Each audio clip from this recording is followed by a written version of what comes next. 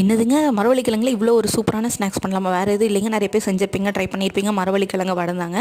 இதை பார்த்தீங்கன்னா நம்ம ஃப்ரெஷ்ஷாக செய்யும்பொழுது கிழங்குலாம் புடிங்கிட்டு வந்து செய்யும்போது பார்த்தீங்கன்னா அவ்வளோ ஒரு டேஸ்டியாக இருக்கும். இது வந்து ரொம்ப இளங்கிழங்கா இருந்துச்சு. வடையோ சிப்ஸோ செய்கிற மாதிரி இருந்தால் தண்ணியில் நம்ம வந்து அதிக நேரம் கிழங்கு ஊற போட தேவையில்லை. அதனால் நான் கிழங்க ஊற போடாமல் டேரெக்டாக அதை தோலெல்லாம் ரிமூவ் பண்ணிவிட்டு மேலே மண் லைட்டாக இருந்தனால அதை மட்டும் வாட்டரில் போட்டு நல்லா வாஷ் பண்ணி எடுத்துக்கிட்டேங்க. வாஷ் பண்ணி எடுத்ததுக்கப்புறம் குட்டி குட்டியாக பொடி பொடியாக நறுக்க ஆரம்பிச்சிட்டேன். நீங்கள் வேணும்னா காய் சீவை கேரட் பீட்ரூட் செய்வதில் வந்து பொடி பொடியாக சீவி கூட எடுத்துக்கலாம். இது ரொம்ப இளங்காயாக இருந்தங்காட்டில் கட் பண்ணுறதுக்கே அவ்வளோ ஒரு சூப்பராக இருந்துச்சு. பச்சையாக சாப்பிட்றதுக்கும் செம்ம டேஸ்ட்டாக இருந்துச்சுங்க.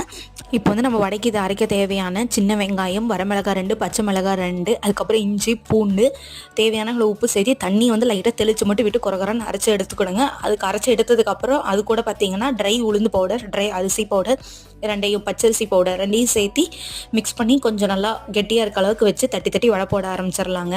குட்டி குட்டியாக பால்ஸ் மாதிரி போட்டுக்கலாம், தட்டியும் போட்டுக்கலாம். இன்க்ரீடியன்ட் வந்து டிஸ்கிரிப்ஷனில் கொடுக்குற, ட்ரை பண்ணி பாருங்க.